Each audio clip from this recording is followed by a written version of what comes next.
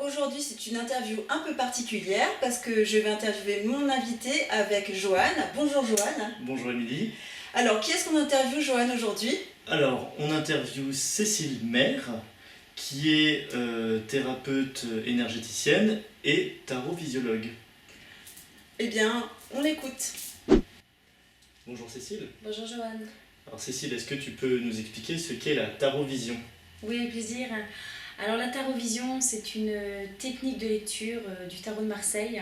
C'est une lecture vivante du monde arcanique qui a été transmise par Lou Blanc, donc c'est le fondateur de la pratique.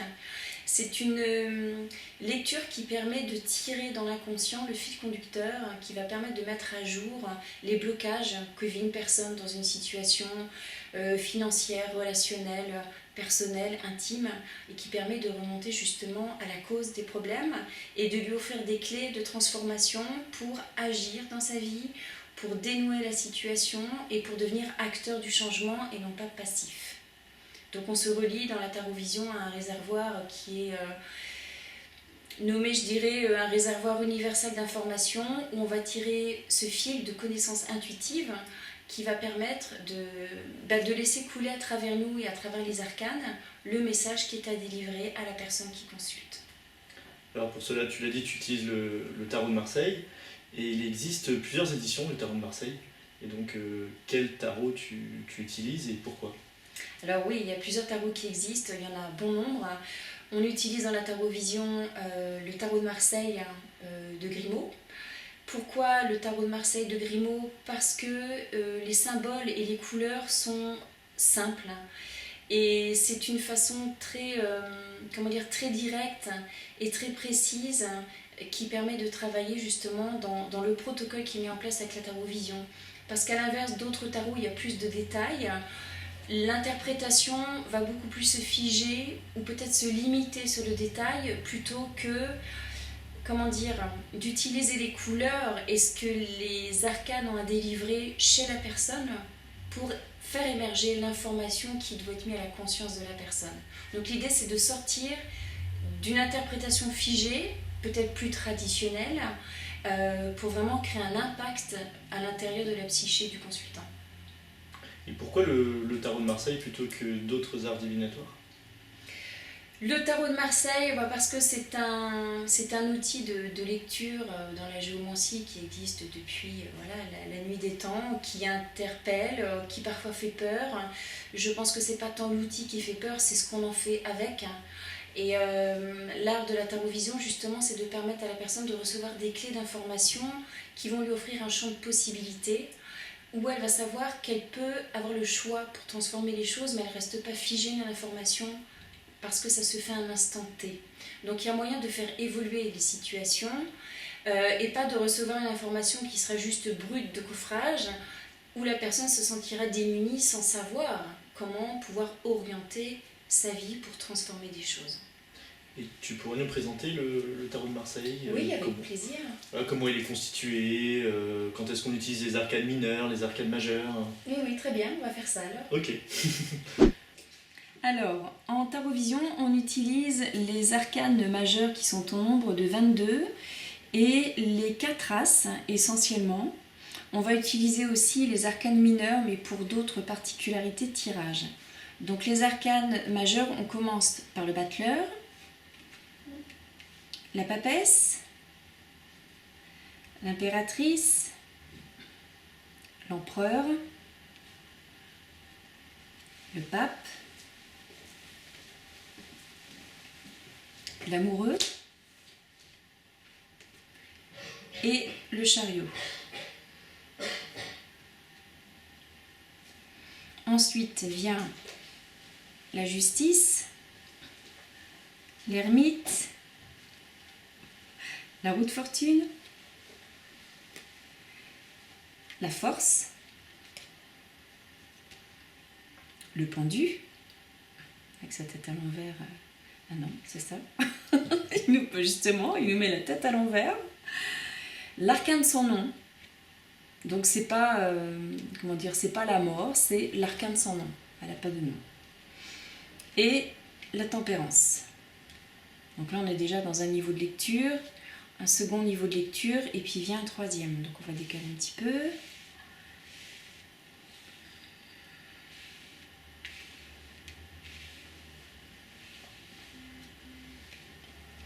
Ensuite vient le diable,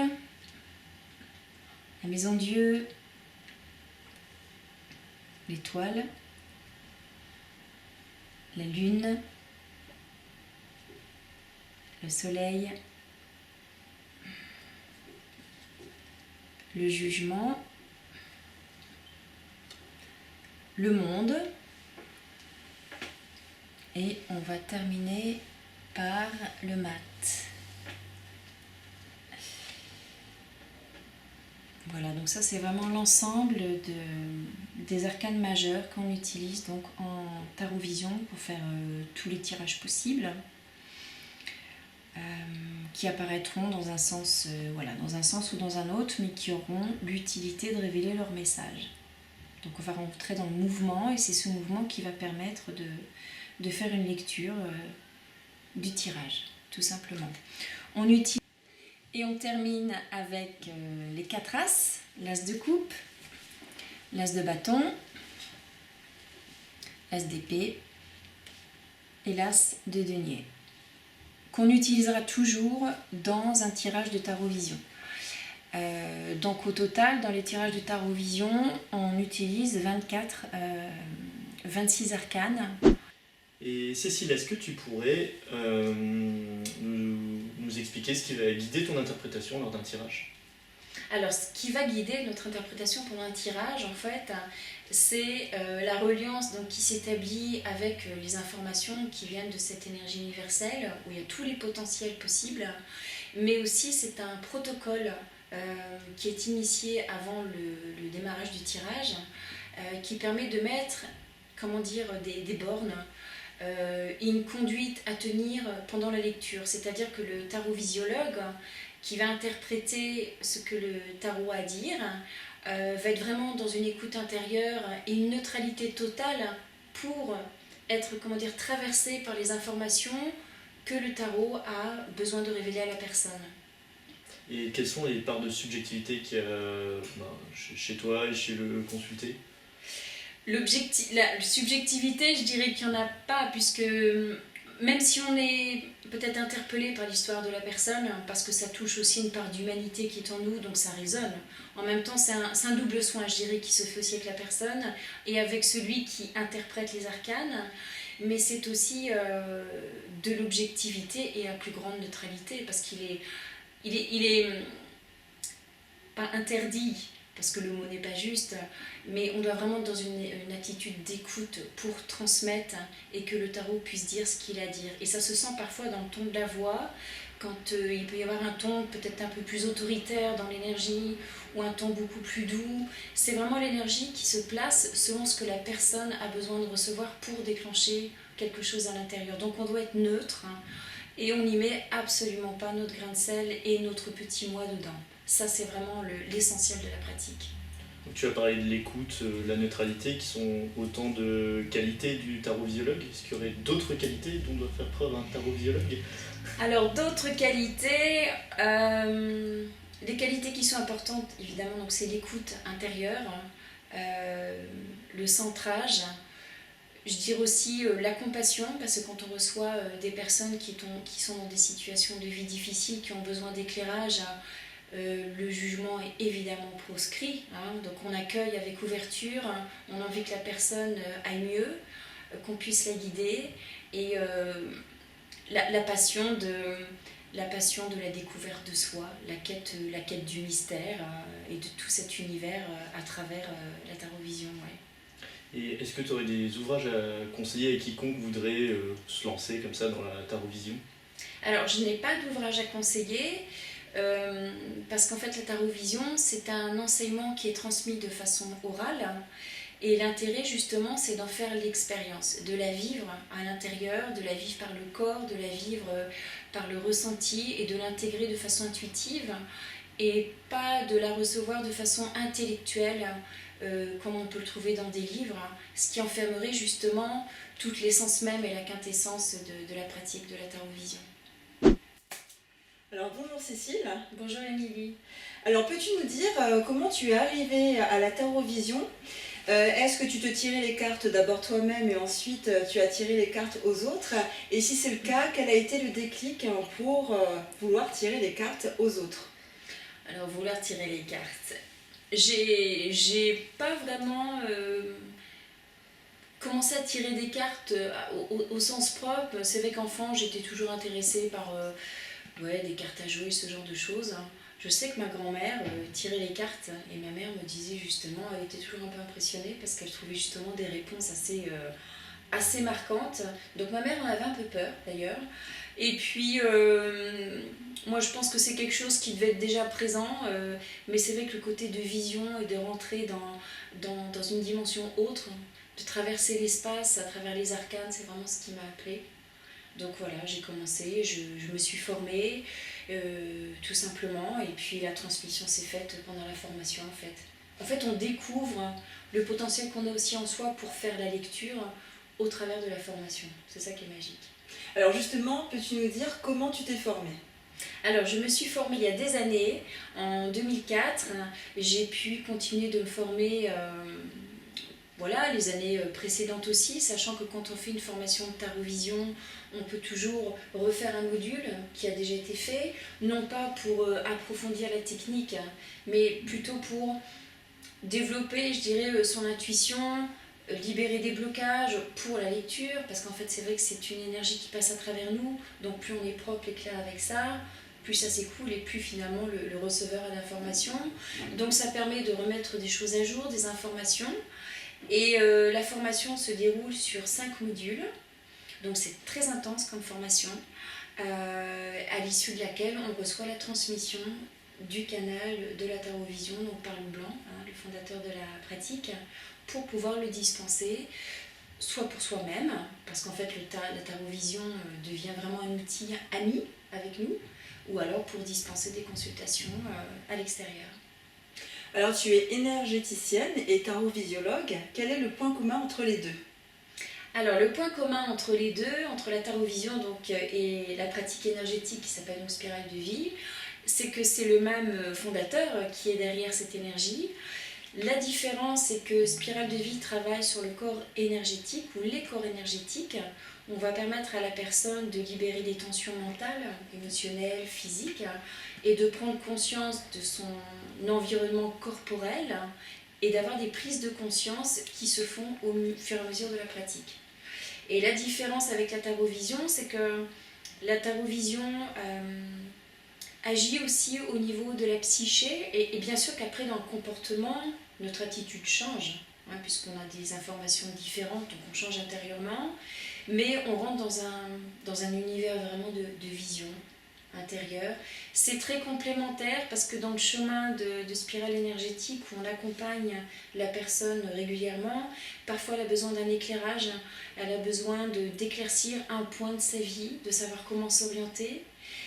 Et donc la tarovision vient apporter un plus qui est très pertinent et souvent très très utile pour la personne qui fait un travail sur elle. Alors ça me permet d'enchaîner sur la prochaine question justement.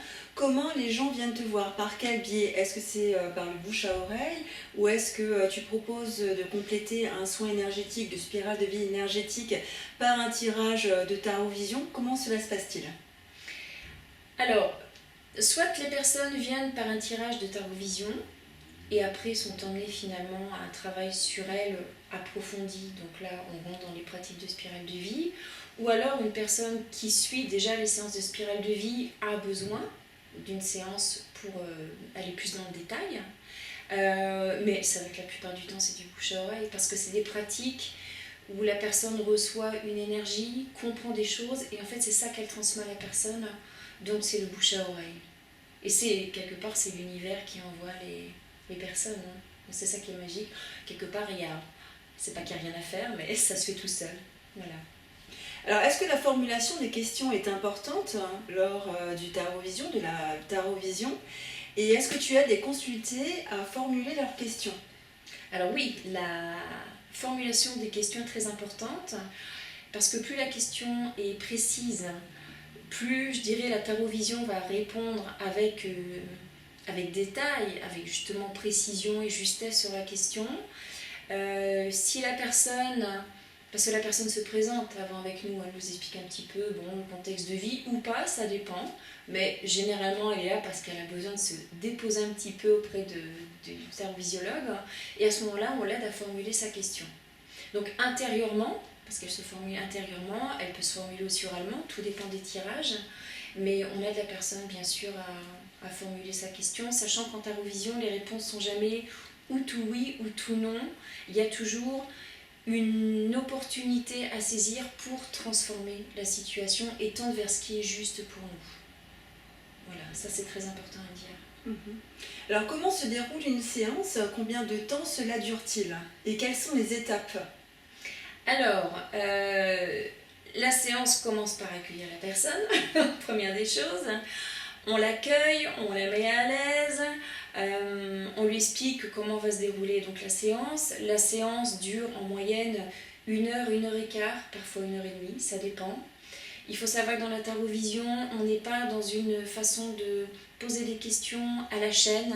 On vient avec une problématique et la tarovision, à travers les différents tirages qu'elle offre, permet justement de brasser très large sur les compréhensions à avoir par rapport à cette problématique.